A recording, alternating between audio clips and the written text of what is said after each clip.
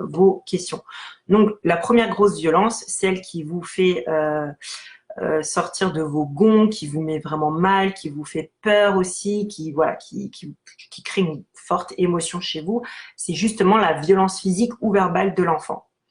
Donc, on va traiter dans cette première partie tout ce qui est en lien avec nos propres émotions, les situations qui vous poussent au VO en lien avec nos propres émotions. Donc, parmi ces émotions qui vont émerger dans les cas des schémas qu'on a vus de VO, il y a la violence physique et verbale de l'enfant. Donc, vous allez le vivre comme une agression, à juste titre. Vous vous faites frapper, crier cracher, mordre, griffer. Oui, votre intégrité physique est attaquée, donc vous vous sentez agressé. Vous avez des douleurs en plus. Souvent, c'est pas. Il y a des enfants qui peuvent avoir la main lourde quand ils jettent aussi des objets, des jouets en bois ou en métal. Voilà, ça peut faire très très mal. Donc, vous avez une douleur physique. Donc, c'est normal que vous ressentiez un flot d'émotions en recevant cette violence de votre enfant. Par contre, c'est là où ce principe de connexion neuronale va fonctionner, c'est comment vous allez décider de réagir. Bien sûr, vous allez parfois crier spontanément de douleur, etc.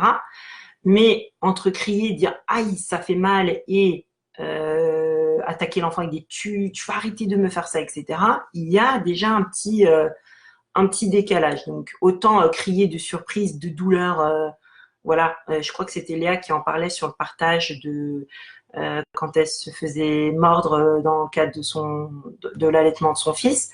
Elle avait un cri de douleur. C'est normal, enfin, c'est réflexe, voilà, c'est naturel.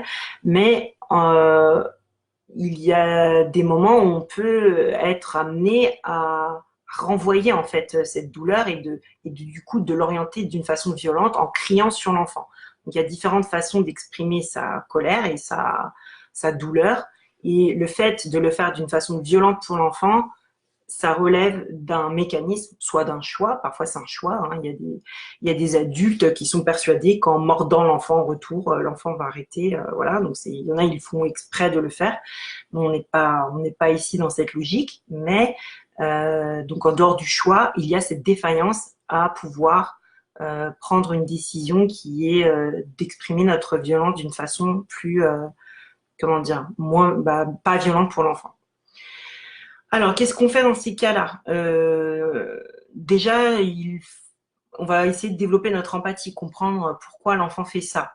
Donc, c'est pas l'objet de cette première partie du programme, puisque changer notre perception sur la violence physique, c'est pas quelque chose qui se fait en un claquement de doigts.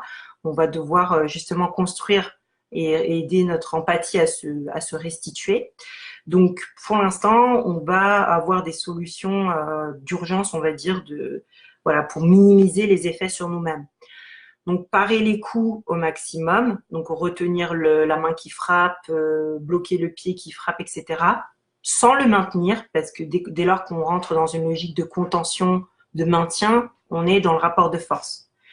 Donc, on ne va pas maintenir et contentionner notre enfant, on va parer et relâcher autant de fois que nécessaire, jusqu'à ce que lui, sa bague, cesse de l'envahir et qu'il rentre de lui-même dans une phase d'apaisement où il ne va plus faire ces gestes-là. On va aussi anticiper les signaux qui vont le conduire à cette violence. Parfois, il y a des signaux précurseurs. Quand un enfant, par exemple, mord en tétant, il va avoir dans le regard quelque chose qui change, un plissement des yeux, son attention va être différente. Quand on est vraiment dans l'observation, on voit toutes ces petits signes avant-coureurs. Après, bon, c'est logique que des fois, on soit submergé nous-mêmes, on a 36 000 choses à faire et on ne voit pas notre enfant partir dans cette escalade et arriver jusque sa propre violence. C'est pas évident, mais c'est quelque chose à avoir en tête, que tout cela peut s'observer. On peut voir les signes avant-coureurs et on peut essayer de minimiser. Quand l'enfant mord en tétant, on peut glisser le doigt pour éviter la morsure. Quand il s'apprête à jeter, pareil, bloquer le geste, etc. Donc vraiment diminuer l'impact de sa violence sur nous en anticipant au maximum.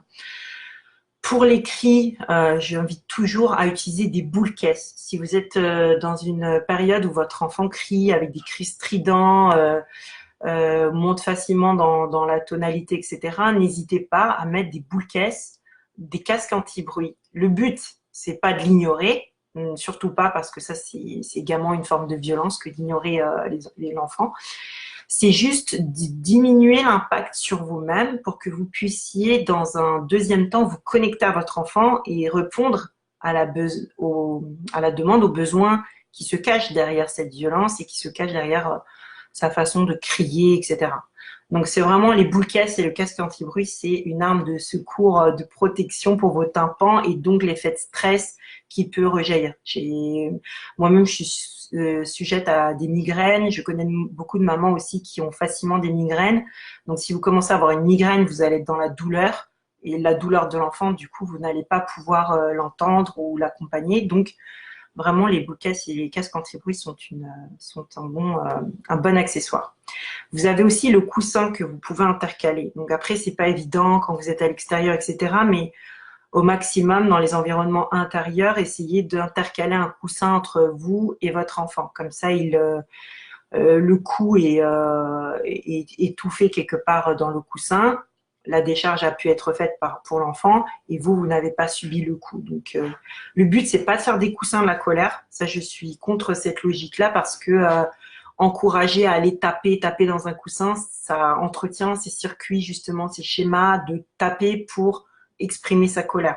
Donc, oui, de le faire, on va dire, de façon temporaire, spontanée, le temps de trouver autre chose, mais pas comme un réflexe, comme une routine à avoir, faire un coussin de la colère, lui faire un visage. Alors ça, c'est encore pire parce que l'humaniser, c'est valider le fait qu'on puisse taper quelqu'un, donc voilà.